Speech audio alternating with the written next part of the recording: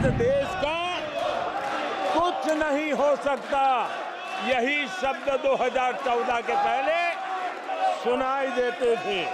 उस समय आए दिन अखबार खोलते थे तो घोटालों की खबरें ही पढ़ने को मिलती थी। घोटालों से स्पर्धा, ये घोटालेबाज लोगों के घोटाले, इसी का एक कालखंड था। बेशर्मी के साथ सार्वजनिक रूप से स्वीकार भी कर लिया जाता था कि दिल्ली से 1 रुपया निकलता है तो 15 पैसा पहुंचता है। इस घोटालों की दुनिया ने देश को निराशा की गर्त में डुबो दिया था। आदरणीय सभापति जी,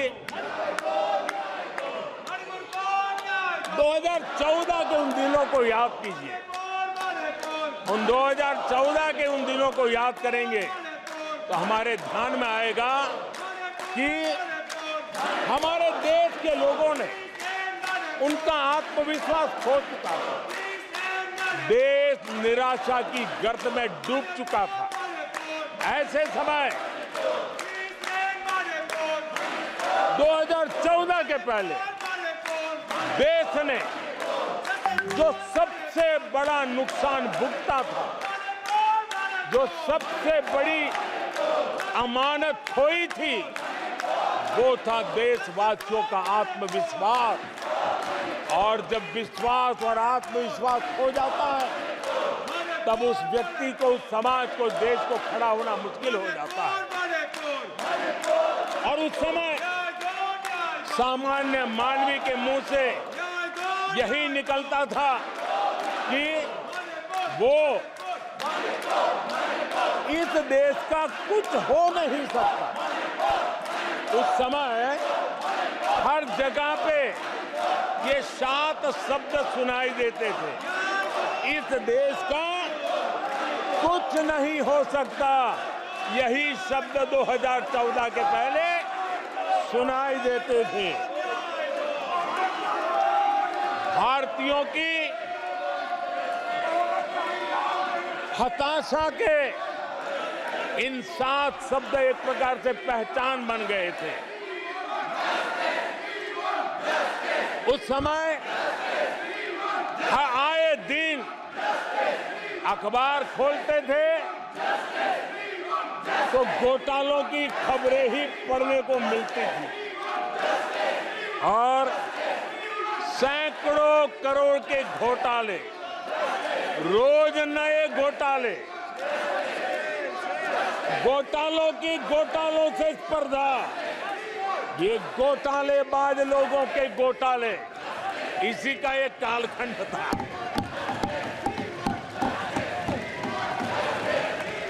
और बेशर्मी के साथ सार्वजनिक रूप से स्वीकार भी कर लिया जाता था कि दिल्ली से 1 रुपया निकलता है तो 15 पैसा पहुंचता है। 1 रुपये में 85 पैसे का घोटाला।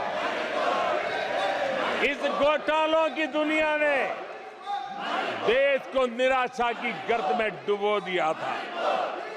पॉलिसी पैरालिसिस था, फ्रेजाइल 5 में पहुंच चुके थे। भाई भतीजावाद इतना फैला हुआ था कि जिसके लिए सामान्य नौजवान तो आशा छोड़ चुका था कि अगर कोई सिफारिश करने वाला नहीं है तो जिंदगी अटक जाएगी। ये स्थिति पैदा हुई थी। गरीब को घर लेना हो, हजारों रुपये की रिश्वत देनी पड़ती थी। आदरणीय सभापति जी, अरे गैस के कनेक्शन के लिए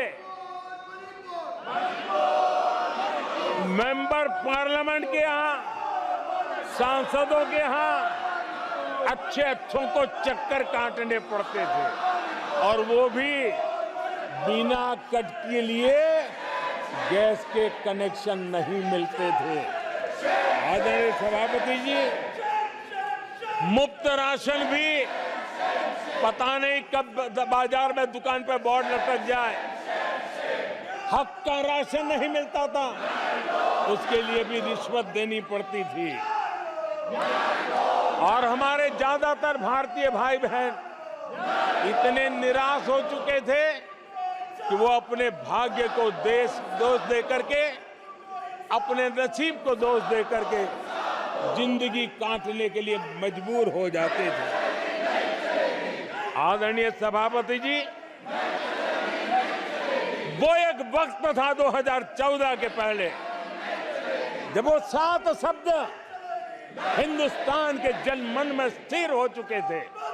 निराशा की गर्त में डूबा हुआ समाज था। तब देश की जनता ने हमें सेवा करने के लिए चुना और वो पल देश के परिवर्तित युग का प्रारंभ हो चुका था। और 10 साल में मैं कहूंगा मेरी सरकार की अनेक सफलताएं हैं, अनेक सिद्धियां हैं, लेकिन एक सिद्धि जिसने हर सिद्धियों में भी जोर भर दिया, ताकत भर दी, वो थी देश निराशा की गर्त में से निकल करके आशा और विश्वास के साथ खड़ा हो गया।